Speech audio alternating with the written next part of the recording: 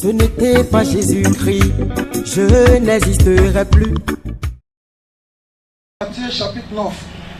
Matthieu chapitre 9. On le fait pour nous. Sati vers sa fin. Verset 2 à 8. Verset 2 à 8. On ne pourra pas les lire. Ce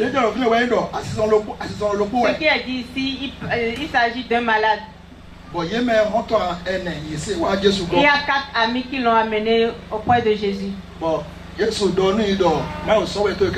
Et Jésus a dit, tes péchés te sont pardonnés. Et les gens disent, toi qui es-tu pour pardonner les péchés?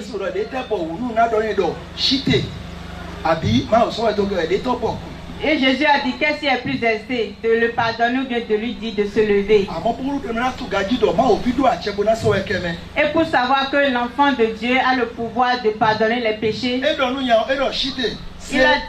il a dit au malade, lève-toi, prends ton lit et rentre chez toi. Je veux te dire, à partir de ce jour, celui-là qui se confiait en l'homme, si on ne le prenait pas, il ne pouvait pas. Quand la lumière vient, la personne acquiert sa liberté. Il acquiert sa liberté. Il se lève. Sa maladie part. Alléluia. Vous êtes fatigué? Nous allons finir bientôt. La maladie là, parce que la lumière est venue sur ce monsieur, sur ce malade. Cette lumière l'a fait lever de son lit de malade. Et il a quitté, il n'est plus malade. La lumière, lorsque tu es malade, écoute-moi bien. Il y a certaines maladies, ils n'attendent que la lumière.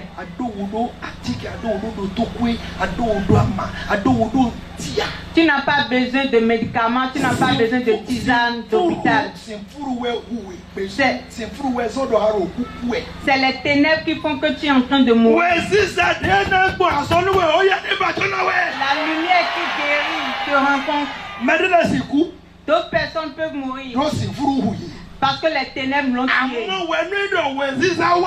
Mais toi, quand la lumière arrive, tu te lèves seulement.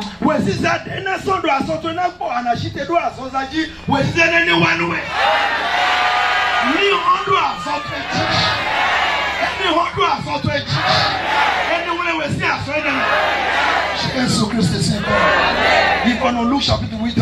Luc chapitre 8. Verset 49. Verset 49. Et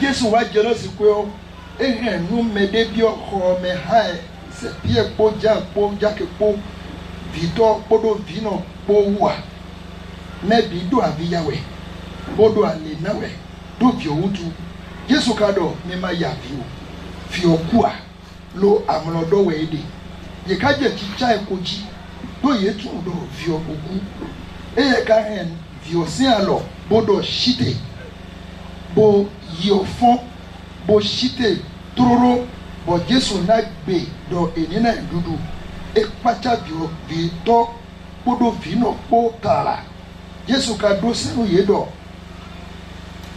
no ene ejeo yini madonu medeo nja o de ibono no we. Je vais faire la prière de fin.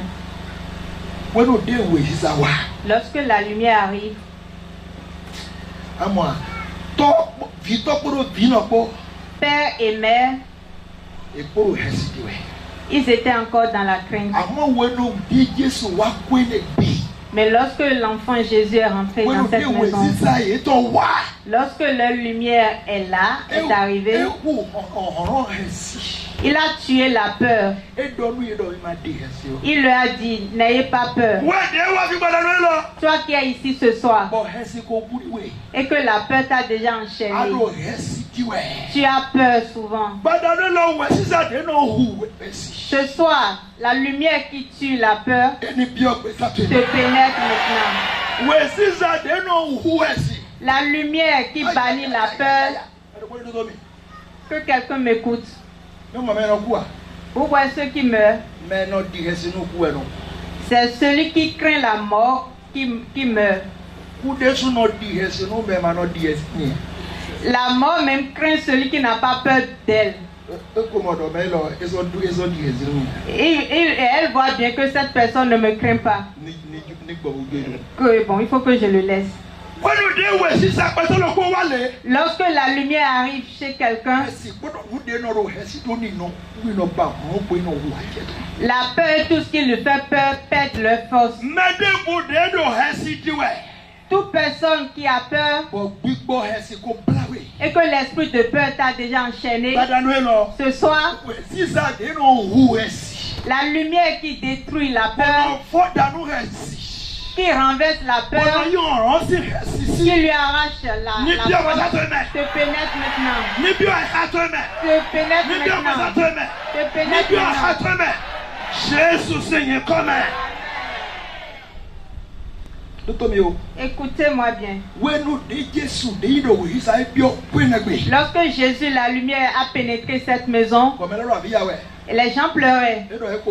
Ils disaient, elle est morte. Et Jésus a pris la main de l'enfant. Jésus a dit non, elle n'est pas morte.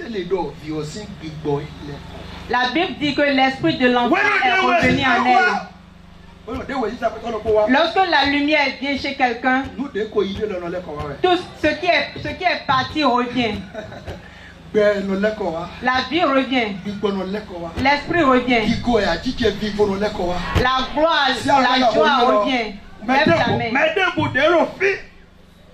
Quiconque parmi nous ici, et tu es déjà mort. Tu as déjà perdu des choses. Le voleur est passé par là. Il a arraché, il a volé tes biens. Ce soir,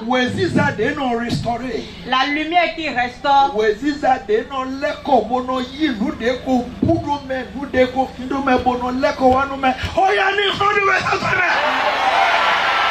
Jésus Seigneur, comme Jésus Seigneur, comme Jésus Seigneur, comme alléluia. l'esprit de l'enfant est revenu en elle. Et il a dit, voici votre enfant. Donnez-lui à manger. Et la Bible a dit, ça a beaucoup étonné les parents. Vous êtes fatigué ou bien? Il y a certaines lumières. Et ça prend quelqu'un et le transforme en quelque chose d'étonnant. Qui veut recevoir cette prière? Oui, tu veux devenir un phénomène. À ce moment précis, en 2018, si Jésus-Christ n'est pas revenu, la lumière qui fait transformer quelqu'un en phénomène.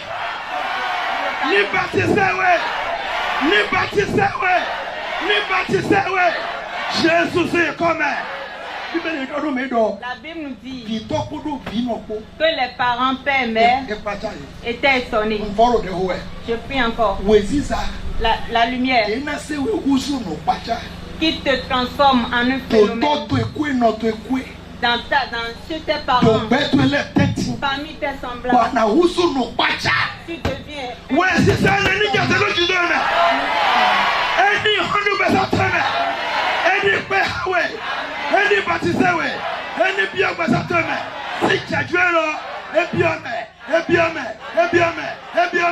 recevez au nom de Jésus.